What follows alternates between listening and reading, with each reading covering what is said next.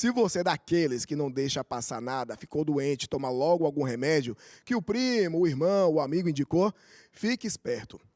Isso pode trazer aí consequências para a sua saúde, né? E para a gente debater isso, né? Para isso a gente conseguir conversar direitinho, eu estou aqui com a farmacêutica, que é mestre em farmacologia, né? E coordenadora do curso de farmácia da Unijorge, Cristiane Metzger, né?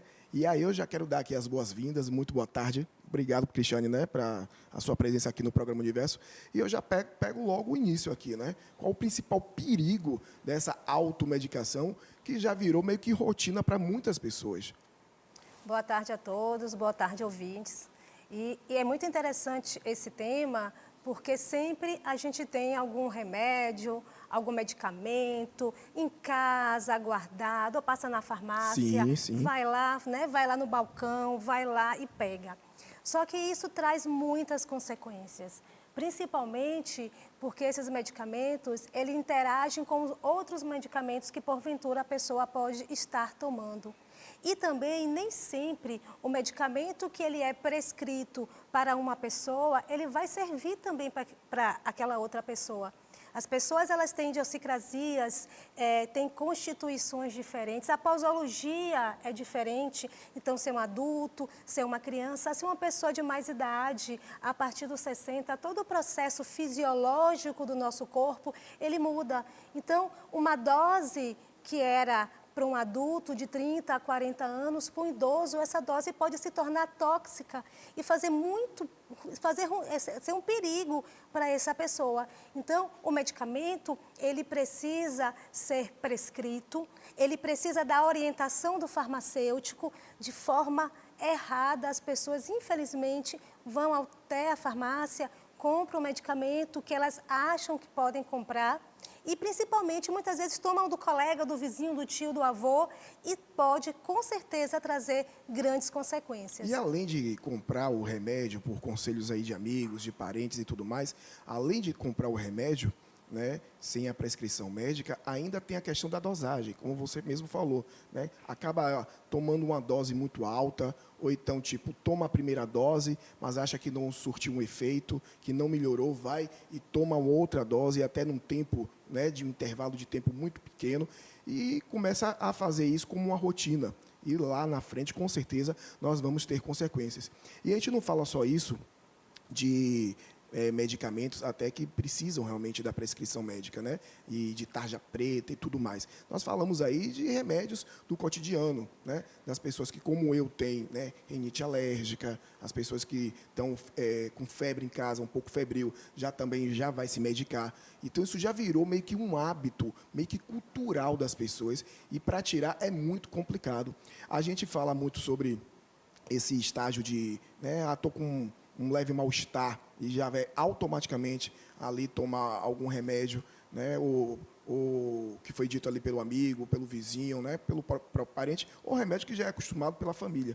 E lá na frente, realmente, a gente pode ter aí uma resposta do corpo, né, de uma forma muito violenta. Exato. Eu queria que você falasse um pouquinho também, Cristiane, sobre essas atitudes, né, que nós temos com relação aos simples remédios, que são simples, mas que, se você tomar de uma forma, né, excessiva e de doses muito altas, pode prejudicar. Pessoas que têm aí, né, a rinite alérgica, por exemplo. Eu tenho rinite alérgica hoje, eu cheguei aqui na TV de manhã daquele jeito.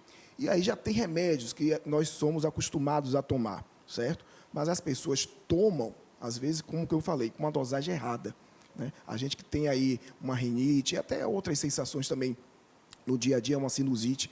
Eu queria que você falasse sobre isso, a questão da dosagem, porque as pessoas tomam e depois acham que não melhorou e automaticamente já vai tomar outra dosagem e num intervalo de tempo muito curto. Isso é um perigo, porque quando a pessoa ela toma o medicamento, esse medicamento ele vai ser absorvido, ele vai chegar até, né, no processo de absorção até o sangue.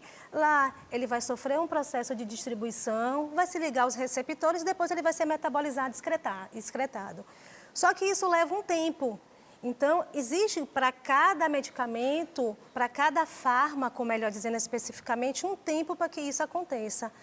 Porém, se a pessoa ela toma uma dosagem e ela acha que não fez efeito, e ela não fez efeito porque ainda é o tempo dela fazer efeito. Tem gente que acha que tomou medicamento, daqui a 5 minutos ele tem que passar a dor ou processo alérgico, e isso leva um tempo. E existe um processo, como eu expliquei para você, que a gente chama na farmacologia de farmacodinâmica, farmacocinética, e as pessoas acham que tem que ser muito rápido. Só que não dá tempo do medicamento, do fármaco especificamente, ser metabolizado para ser excretado. Se você tomar uma outra dosagem, aquela concentração no seu sangue do fármaco vai aumentar.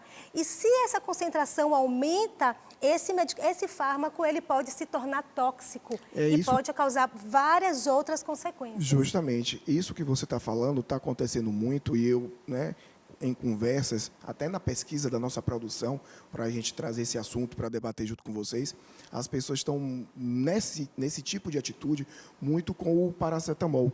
Né? As pessoas estão usando muito isso, e o que é que acontece? Está acontecendo uma situação que está atacando outros órgãos, né? Por conta de uma inflamação, né? do uso excessivo, e justamente por esse tempo que as pessoas estão tomando. Exatamente. O paracetamol, ele é um medicamento utilizado para febre, dor.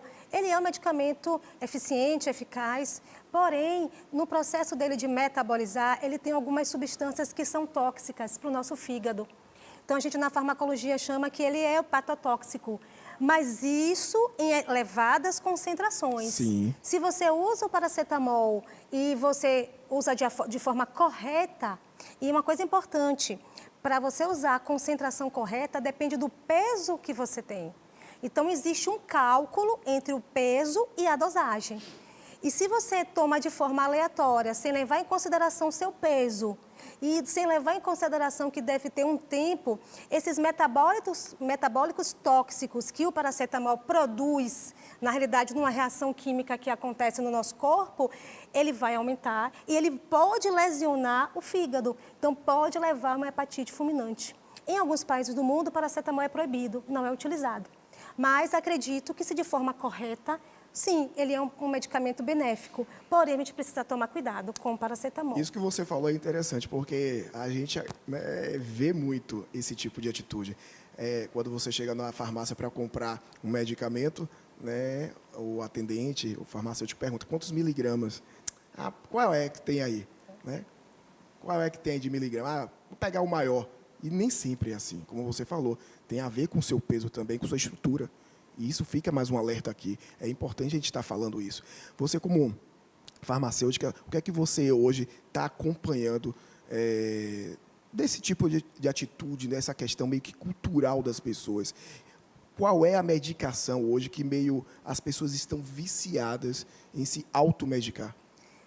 É interessante essa pergunta, porque existe, né? Está aumentando. O paracetamol... Porque existem os modismos, isso, né? Existe os modismos. O paracetamol, ele é muito usado de forma aleatória, né, para dor, febre, mas também tem muitos medicamentos, e principalmente os medicamentos fitoterápicos, também estão sendo utilizados, e às vezes a gente esquece do fitoterápico, porque a gente acha que o fitoterápico é natural, eu posso tomar, não tem problema não. Tem.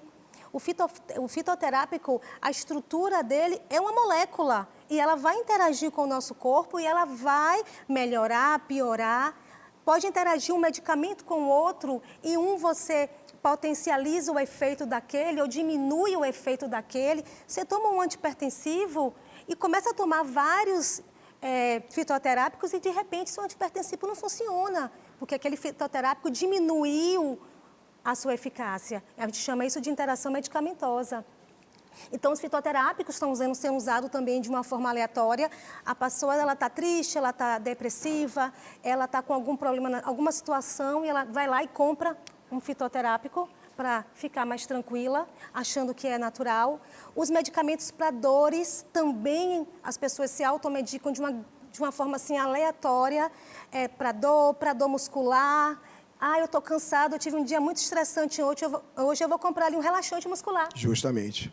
Medicamento para dormir, aí vou comprar um Dramin. As pessoas utilizam até muito relaxante muscular para dormir também, né? Pessoas que têm aí uma certa ansiedade em voos, né? Voos com duração muito mais prolongada, e aí toma o Dramin, né? Toma aí um relaxante muscular para dar uma relaxada. E tudo isso aí, minha gente, é um risco que você está correndo se realmente não for prescrito de uma forma certa e a dosagem que você está tomando. Gente, agora a gente vai voltar a falar sobre saúde. A gente hoje está falando aqui de automedicação. Estamos com a farmacêutica Cristiane, tá? E eu queria saber, doutora, seguinte, a gente sabe, tá, da importância da gente buscar uma orientação com os profissionais, né, da área de saúde, mas até que ponto isso deve acontecer? Eu falo no sentido de, eu estou com a dor de cabeça hoje, é normal a gente, né, ir nas farmácias e procurar um remédio para aquela dor de cabeça. Eu queimei, vamos supor, uma queimadura, é normal você ir lá procurar um remédio. Estou com febre, vou lá e já são coisas rotineiras, né? Estou enjoado e tal, com o estômago embrulhado, já tem lá o remédio. Até que ponto a gente pode, até onde seria permitido, digamos assim, né, essa automedicação? Bom, a automedicação, ela não é, você não necessita de você se automedicar. Porque até numa farmácia, se você for, vai ter o farmacêutico lá. O Conselho Regional de Farmácia, ele é um conselho muito ativo e ele fiscaliza as farmácias. Então, uma farmácia aberta, você vai encontrar um farmacêutico lá que tenha formação específica para orientar. Então, às vezes, até uma simples dor de cabeça, ela pode ser um sinal de que o seu corpo tem algo que ele está demonstrando, que a pessoa, teoricamente, acha que não é nada demais, que é uma simples dor de cabeça. Então, o seu corpo, ele pode estar dando sinais e a pessoa mascarar esses sinais com a automedicação. Então, busque orientação médica, busque a orientação do farmacêutico, peça uma ajuda, ele vai te orientar e ele vai conseguir perceber se aquilo simplesmente é uma dor de cabeça ou é um sinal de algo que vai acontecer posteriormente e que ele não percebe. Então, é importante sempre, porque o cidadão, às vezes, as pessoas, elas não têm a percepção, ou muitas vezes não sabe, perceber os sinais do corpo. Então, em vez de a gente ficar tentando achar que é normal, você precisa realmente buscar. E aí, por conta de uma simples dor de cabeça, eu vou usar um paracetamol. A pessoa pode estar usando paracetamol há vários dias, ou o paracetamol interage com o medicamento que você toma. Então, se você vai à farmácia e conversa com o farmacêutico, olha, eu tomo tais medicamentos, eu posso tomar esse aqui para dor? Ele vai te orientar. Talvez ele diga, não, não pode esse, tome ibuprofeno, tome dipirona. E aí ele vai te orientar. Então, sempre é importante buscar a orientação, mesmo que aparentemente seja um problema inofensivo. O farmacêutico está disponível na farmácia e ele vai poder te ajudar. Certo. Isso serve para toda e qualquer reação que, digamos, fora do normal, qualquer desconforto e tal. Eu falo isso, doutora, porque estivemos aí vou voltar, né, a falar aí que fizemos a cobertura do Mundial de Futebol lá no Catar. E lá no Oriente, lá nos países para o lado de lá, os remédios são vendidos em supermercados, como se a gente estivesse comprando um sabonete, comprando um shampoo. Tem lá a parte de comprimidos e remédios e tudo, né? Você vê como aqui no nosso Brasil é muito mais rigoroso, né? Muito mais criterioso. Isso serve também à questão da automedicação, doutora, quando a gente fala, por exemplo, você está com a tosse, é comum, né? Você ir no mercado comprar um xarope e tal. Inclusive, nessas que a gente acha que é mais... Não, isso daqui é besteirinha, é uma tossinha, um xaropinho e tal. Até nessas que a gente acha que é mais, né? Que não tem tanta gravidade, tem sim que ter um certo critério. Sim, com certeza. Precisa de um critério para avaliar se é realmente uma simples tosse ou se é algo mais complicado. Se realmente for uma simples tosse, existem medicamentos hoje no Brasil que são livres de prescrição, que são vendidos sem receita médica, sem prescrição médica. Então, o farmacêutico ele vai avaliar, é uma simples tosse. Agora, se ele percebe, alérgica ou não, se ele percebe, ele vai indicar, ele vai orientar o paciente para que ele procure um médico. E ele vai procurar o médico para que ele possa saber o que está acontecendo naquele dia com a pessoa. E quando são algo que prepara em casa, né? Que você faz as folhas e tal, também tem que ter um certo cuidado. Sim, com certeza. Eu sempre falo isso nas minhas aulas, né? Quando eu estou conversando com os meus alunos, porque às vezes você pega uma plantinha em casa, faz um chá, faz alguma coisa, e aquela plantinha, ela tem um princípio ativo, ela tem moléculas que vão reagir com o seu corpo. Muitas vezes elas podem ajudar, mas outras vezes elas podem prejudicar. Então, e o uso também, porque muitas vezes as pessoas fazem o seguinte, elas fazem um chá, colocam na geladeira e vai tomando. Nossa, aquilo Como fermenta, se né? faz Pode água. dar Exato. um sério problema. Eu estava vendo, né?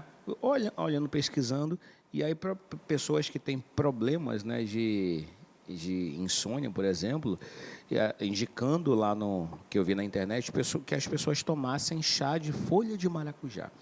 E aí as pessoas se entopem daquilo, né? Isso parece, num primeiro momento a gente acha que não e tal, mas é como você está falando aí, né? Tem um princípio ativo, isso pode acabar acumulando no seu organismo e levar a sérios problemas. E deixar também nosso abraço aqui para a nossa farmacêutica, a doutora Cristiane. Muito obrigado, viu, doutora? Eu queria que você deixasse aí os seus contatos, suas redes sociais, para que as pessoas possam, né, falar também e tirar suas dúvidas. Eu que agradeço o convite.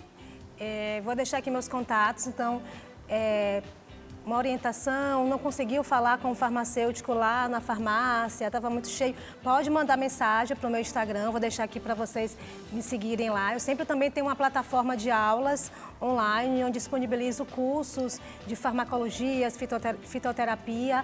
É uma plataforma que está crescendo, então vou deixar lá o meu Instagram para que quem possa seguir, quiser dar uma olhada, fiquem à vontade. E falar também que a Faculdade Unijorge, ela vai montar, estamos organizando a escola, a farmácia escola. Então vai ficar à disposição das pessoas irem até a farmácia escola para ter orientação farmacêutica. Vai ser um trabalho muito interessante que a gente vai prestar à população, tá? Meu Instagram é o cris.metz37, cris.metz37. Vai lá e pode me seguir que vai ter mais orientações também.